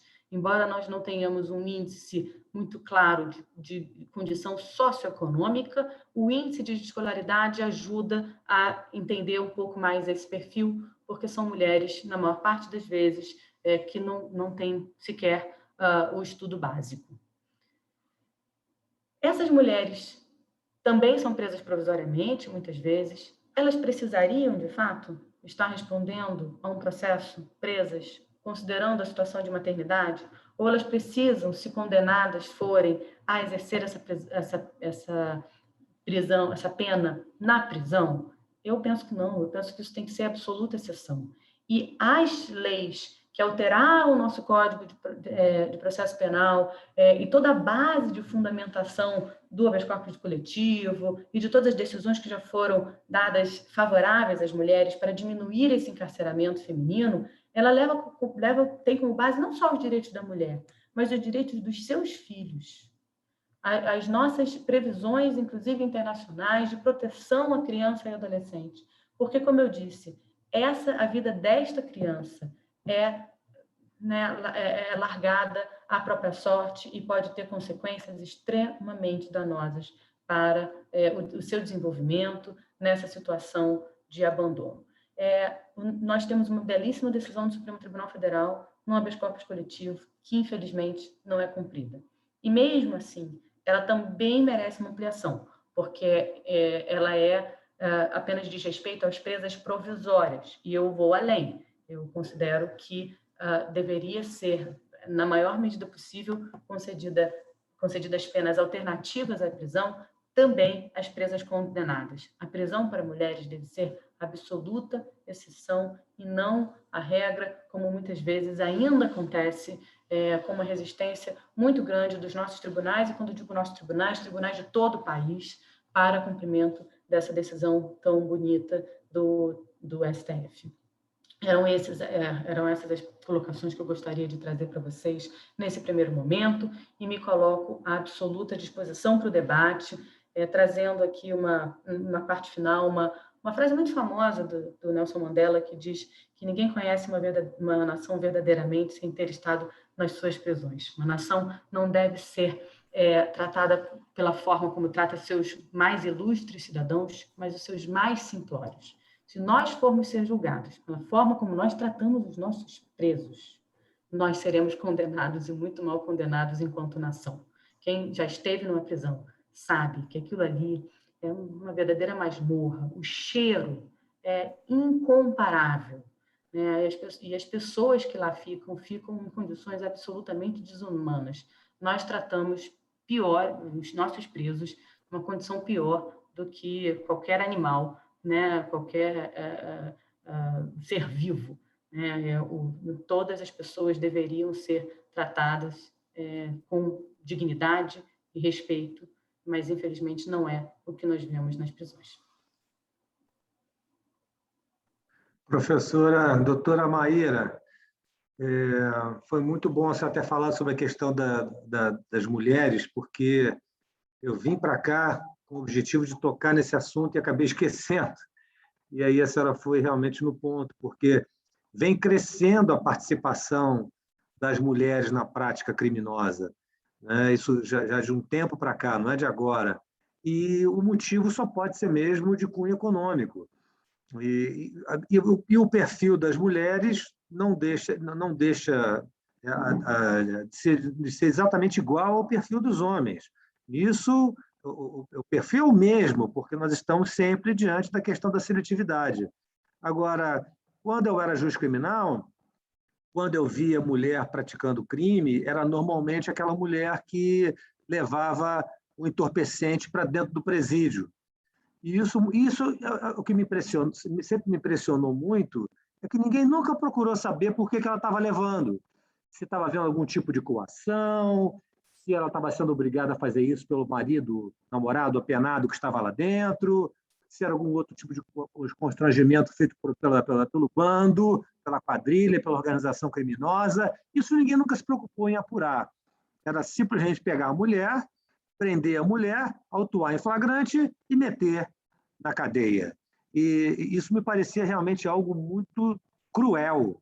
Era um tratamento extremamente cruel dado às mulheres nesse tipo de caso. E eu me sentia muito mal de fazer parte desse sistema, porque, no final das contas, quem aplicava a pena era eu. E, por mais que eu pudesse dosar a pena de um jeito ou de outro, eu estava tendo que condenar, porque os mecanismos postos à minha disposição não eram outros, eram só aqueles. A gente está falando aqui de tráfico de drogas. Então, ficava difícil, muito difícil. E o que a senhora está falando é a pura realidade. Nós temos um sistema prisional absurdo, em que as pessoas são tratadas como escória da sociedade, e lá no Bioparque, que é o novo Jardim Zoológico aqui do Rio de Janeiro, os animais têm todo o privilégio do mundo, são tratados muito bem, como, aliás, eu acho que eles têm que ser tratados, só que o macaco tem um tratamento maravilhoso, e o ser humano que está preso, não. Né? Não por acaso o Milor Fernandes disse uma vez que o homem é o macaco que não deu certo. Né? E é isso que, infelizmente, a gente vê acontecendo. Alcides, se me permite Tem muitas perguntas ali, mas eu queria fazer uma complementação só rápido para uma delas que eu vi, porque eu não vi todas. O Wagner coloca aqui, com a implementação do CEU, a tese de pessoas além do prazo da pena me parece ultrapassada. Duas considerações importantes. A primeira, a gente está discutindo, embora a gente esteja discutindo na EMERG, na Escola da Magistratura do Rio de Janeiro, nós estamos discutindo o sistema penitenciário como um todo. Né? E, no Brasil, o estado que mais tem presos é o estado de São Paulo, com 220 mil presos. E o estado de São Paulo não está no CEU. Então, isso já mostra realmente um descumprimento, né, evidente aí do estado com maior número de presos. Mas, mesmo assim, o CEU é absolutamente importante, super, né, mas, mesmo assim, todas as vezes que são feitos esses mutirões, né, essas fiscalizações, a gente sempre encontra algum preso fora do prazo, mesmo assim, apesar do CEU, apesar do trabalho da Vara de Execuções Penais e apesar do trabalho da Defensoria Pública. Mas em alguns estados que não têm a implementação, não têm a adoção do CEU, isso se torna ainda mais gritante, como o Tribunal de Justiça do Estado de São Paulo, que não ingressou no sistema ainda, e é um bom exemplo disso. Eu vou até aproveitar para lhe perguntar, assim como também ao doutor Rubioli, que nós temos uma pergunta aqui de um colega juiz. Está mais para aqui, ó. Nosso colega Marcelo Alberto Chaves Vilas, ele diz que é juiz da 2ª Vara Criminal, ele é juiz da 2ª Vara Criminal de Nova Friburgo. Atualmente faço pós na PUC, meu trabalho de conclusão do curso é sobre viabilidade da aplicação do acordo de não persecução penal ao delito de tráfico de drogas, na modalidade privilegiada. Indago se o funcionalismo teleológico desenvolvido por Hoxie auxilia na argumentação jurídica dogmática, haja vista a inclusão de conceitos de viés utilitário e o fato de que tal prática poderia auxiliar de modo efetivo o desencarceramento. Enfim, ele está querendo saber se é possível utilizar a persecução, o acordo de não persecução penal, nessas hipóteses de tráfico de drogas na modalidade privilegiada. Qual a sua opinião sobre isso?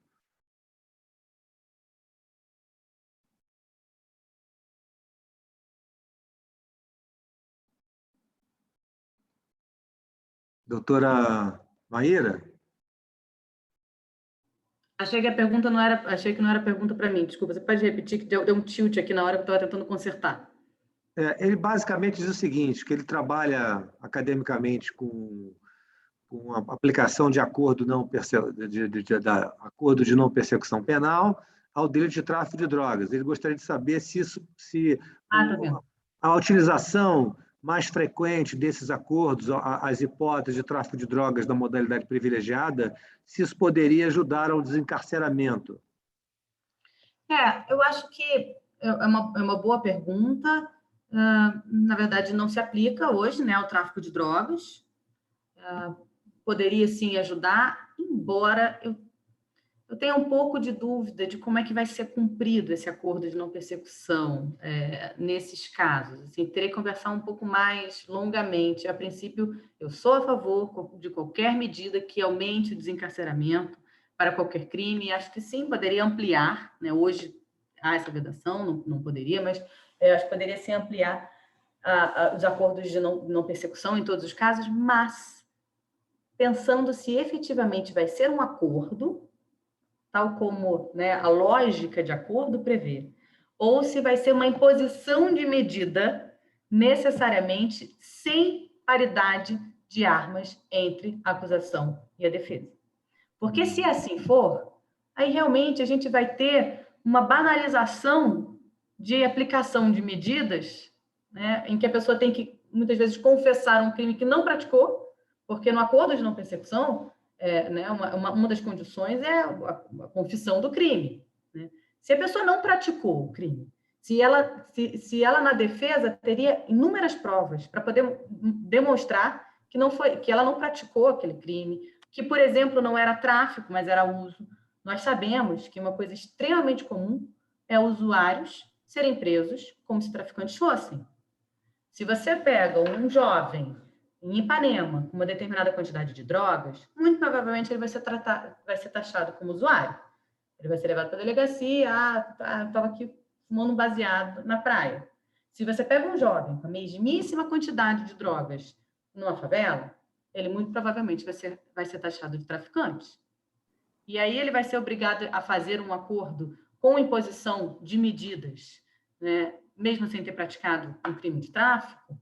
Né, se a gente for seguir essa mesma banalização, sou contra, né, porque tenho medo de ser algo sempre prejudicial também na ausência absoluta de uma paridade de armas entre acusação e defesa, de ausência de um acordo de verdade, como o nome diria. Né? Entendi. Vamos aqui, então. Eu queria passar a palavra ao meu querido desembargador Luciano. Desembargador Luciano, sempre deixa o senhor por último, mas é de propósito, né? Porque os últimos serão os primeiros. Então, eu gostaria de ouvi-lo agora, doutor desembargador Luciano. Ok, presidente. Inicialmente, parabenizo as doutoras Aline e Mayra e também o doutor Marcelo Rubioli pelas excelentes exposições, muito esclarecedoras. Só aproveitando, em relação a essa pergunta que foi feita, estão me ouvindo? Estão me ouvindo? Eu estou, sim. Porque sumiu a imagem. Essa pergunta que foi feita sobre o acordo de não persecução penal, eu não estou aqui, não tenho assim muita certeza nesse momento, que eu não estou com o código em mão, mas eu acredito que não haja restrição. Inclusive, eu tenho encaminhado para o procurador-geral. O promotor não faz da proposta e vem para cá, através de habeas corpus ou recurso, e eu tenho encaminhado. Eu tenho suspendido o andamento do feito e encaminhado para o procurador-geral. Eu posso estar equivocado, mas acredito que não haja proibição de aplicar esse novo instituto de despenalizador quando se trata de tráfico de drogas, sobretudo quando seja na forma privilegiada, do parágrafo 4º. Porque eu não tenho certeza aqui, não estou afirmando com certeza, mas acredito que a lei não faz, se ela existe, que haja confissão da pessoa, e não que se tratando de crime hediondo ou equiparada hediondo. Agora, outra coisa, uma pergunta que eu gostaria de fazer Quanto à possibilidade, o que é que compreendem os expositores em relação à outorga da administração penitenciária à iniciativa privada? Essa é uma indagação. E outra coisa, também conforme o presidente iniciou a sua fala, disse que era uma questão antiga, mas que se reproduz a cada dia. E eu estava lendo, observando aquele manual do Mirabete, que a primeira edição dele foi em 1987, e ele já dizia naquela época: a falência de nosso sistema carcerário tem sido apontada acertadamente como uma das maiores mazelas do modelo repressivo brasileiro, que hipocritamente envia condenados para penitenciárias com a apregoada finalidade de reabilitá-lo ao convívio social, mas já sabendo que, ao retornar à sociedade, esse indivíduo estará mais despreparado, desambientado, insensível, provavelmente com maior desenvoltura para a prática de outros crimes, até mais violentos, em relação ao que o conduziu ao cárcere. Então, essa manifestação do saudoso Mirabete realmente vem muito a calhar com boa parte do que foi mencionado aqui hoje, nesse evento. É só isso, presidente. Muito obrigado pela oportunidade.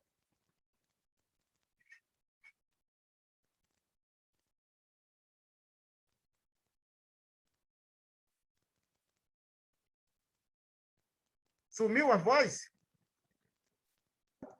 Não, eu tinha esquecido de ligar. A minha pergunta era se algum palestrante gostaria de fazer mais alguma ponderação, doutora Maíra, doutor Rubioli, doutora Aline, se ainda queriam se manifestar. Veja, o desembargador Luciano falou algo sobre a PPP no sistema prisional, né? Eu sei que no estado de Minas Gerais existe o sistema prisional, que é uma PPP, em Ribeirão das Neves. Eu não tenho vivência, né, em Ribeirão das Neves. Talvez eu vi que tem um colega aqui de Minas Gerais que estava assistindo, o Wagner Cavalieri, salvo engano, ele está em Contagem, e ele provavelmente pode ter até uma vivência maior daquela região ali, que é uma região metropolitana, né, de Belo Horizonte. Eu sei o seguinte, que se buscou diminuir custos para o Estado com relação à manutenção predial. Eu não, como eu disse, eu não tenho vivência, mas eu já vi fotos, acaba que imagens, né, do local, acaba que é um local que ele tem uma chance a menos de ter uma insalubridade, porque há uma manutenção ali predial de forma mais rotineira. O preso, ele acaba, o interno, né, ele acaba tendo um valor menor, digamos assim, aquele valor mensal, por causa dessa parceria público-privado, mas não deixa de ter o agente estatal ali, né, trabalhando no local. Então, assim, com relação à questão predial, até onde eu sei, a parceria público-privada ela ganha com relação aos presídios, às penitenciárias convencionais, porque há uma manutenção mais constante. Agora, com relação à questão de ressocialização, que eu acho que é o foco da Lei de Execuções Penais, infelizmente eu não tenho ainda maior subsídio, né, para poder tratar sobre isso. Doutor Rubioli, quer falar sobre isso? Não, na verdade, pensei que a pergunta fosse para a doutora Maíra, por isso que eu não falei sobre a NPP, mas me parece que em tese, é possível, né? Se a pena mínima do tráfico privilegiado acaba com o máximo de redução, fica abaixo de 4 anos, né? Cumprindo ele os demais requisitos do artigo 28A, em tese, seria possível. Eu não sei se na prática vai ser muito praticado, porque, via de regra, o tráfico mesmo que privilegiado, aqui no Rio de Janeiro, está sempre associado a alguma prática violenta, eventualmente o porte de armamento restrito, porte de armamento com numeração suprimida, com petrechos de armamento, né, com coletes balísticos, com carregadores. Então, me parece que, singelamente analisado, seria possível sim a NPP. Não sei se seria comum face à realidade do Rio de Janeiro. Agora, uma coisa eu concordaria com a doutora Maíra, que me parece que também seria, ou será, porque acho que é um futuro inexorável, uma vez que uma determinação legal vai ser massificado e banalizado, como assim o foi a transação penal. Isso eu não tenho dúvida de que isso ocorrerá, principalmente pela quantidade de casos que serão trazidos e já esse histórico, uma vez que o NPP é diferente, mas bebe da mesma fonte da transação penal, me parece que esse é um futuro possível, sim. Eu Doutora Maíra. concordo, só uma complementação, eu acho possível também, né? Até porque para o privilegiado não existe aquela discussão da hediondez, né? Conforme pessoas pacíficas. Então, eu realmente acredito que não haja óbice à concessão. Então, isso pode ser bom, sim, na medida, né, numa perspectiva de diminuir o encarceramento. A minha única preocupação é realmente da banalização disso e né, em todos os casos começarem a ser aplicados, mesmo em casos que não necessariamente teria elementos mínimos para o próprio oferecimento da denúncia, ou para uma condenação, ou para alguma coisa assim. É bem a lógica, como o doutor Rubioli falou, da transação penal. Então, na dúvida, a pessoa aceita a transação penal, ainda que não tenha praticado crime, né, porque é mais benéfico. Mas eu considero como cabível e possível, sim. Muito embora ainda não tenhamos tido tempo para analisar a real implementação dela, mas eu não acho que haja um óbice legal. Mais alguém? Vocês vejam, já estamos aqui há 2 horas e poderíamos continuar por mais 2 horas e esse assunto não se encerraria, porque este aqui não é um assunto que vai se encerrar, né?